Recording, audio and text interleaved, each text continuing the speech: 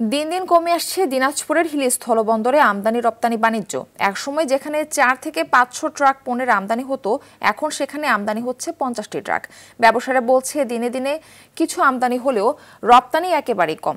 স্থলবন্দরে এমন অবস্থার জন্য ভারতের অভ্যন্তরে কাস্টমসের গাফিলতিকে দুষছেন ব্যবসায়ীরা। হিলি থেকে আব্দুল আজিজের তথ্যছবিতে বিস্তারিত জানাচ্ছেন ইমরুল কায়েস।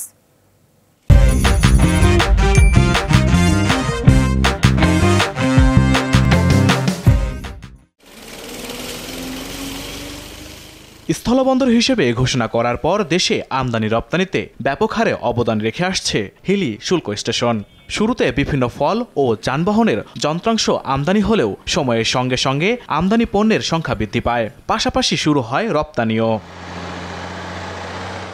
বন্দর কর্তৃপক্ষ ও ব্যবসায়ীরা জানায়, এক সময় এই স্থলবন্দর ব্যবহার করে প্রতিদিন 4 থেকে 500 ট্রাক পণ্যের আমদানি হতো। তবে ভারতের অভ্যন্তরে কাস্টমস জটিলতায় আমদানিতে ভাটা পড়েছে, বিপাকে পড়েছে ব্যবসায়ীরা। আমাদের এইখানে যেমন ঝুট রপ্তানি হয় বেনাপোল দিয়ে, আমাদের এদিক দিয়ে হয় না ওপারের কিছু সমস্যার কারণে। আর কিছু খাদ্যদ্রব্য আছে ওপারে কোয়ারেন্টাইনের সমস্যার কারণে আমাদের এই হিলি স্থলবন্দর দিয়ে ওপারে রপ্তানি করা যাচ্ছে না। চাউল সারা বাংলাদেশে আমি যতটুকু জানি 4,25,000 মেট্রিক টনের পারমিশন ছিল, সেইটা তার সিংহভাগে হাকিমপুর স্থলবন্দর দিয়ে ঢুকেছে। প্রায় আমদানিকারকের আইপি প্রায় শেষের দিক। যদি চাল আইপি নতুন করে দেয়, সেক্ষেত্রে আমদানিকারকরা আবার নতুন করে আইপি নিয়ে আবার আমদানি শুরু করবে। কিন্তু আমরা ইম্পোর্টাররা বৈষম্যের শিকার হচ্ছে। আমার কথা, আমার 10 টনের টাকা আছে, আমি 10 টন ফল আমদানি করবো, 1 টনের টাকা আছে 1 টন ফল।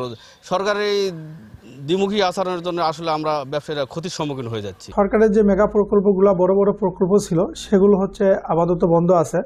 বন্ধ হওয়ার কারণেই পাথর আমদানি খুব কম হচ্ছে। মার্কেটে প্রচুর পরিমাণে আমাদের বাকি পড়ে আছে। বকেয়া টাকাগুলো ব্যবসা না হওয়ার কারণে বকেয়া টাকাগুলো তুলতে পারতেছি না।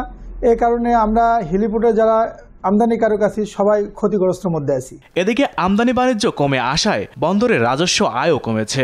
ব্যবসায়ীরা বলছে 5 আগস্টের পর ব্যাংক চাহিদা মতো এলসি না দেয়ায় আমদানি রপ্তানিতে প্রভাব পড়েছে। ফেসিলিটি সরকারের বিদায়ের পরে ব্যাংকের থেকে আমরা কোনো রকমের এলসি আমরা পাইনি। ডলার ঘাটতি, যার কারণে আমদানি নিরুৎসাহিত হয়ে যায়, ব্যবসায়ীরা এলসি করতে পারেনি। ধাপে ধাপে ডলারের দাম বৃদ্ধি হওয়ার কারণেও আমদানিকারকেরা ব্যবসা পরিচালনা করতে পারেনি, ক্ষতির সম্মুখীন হয়েছে। তবে আমদানিকৃত সকল পণ্য ছাড়করণে সব ধরনের সহযোগিতা করছে স্থলবন্দর কর্তৃপক্ষ।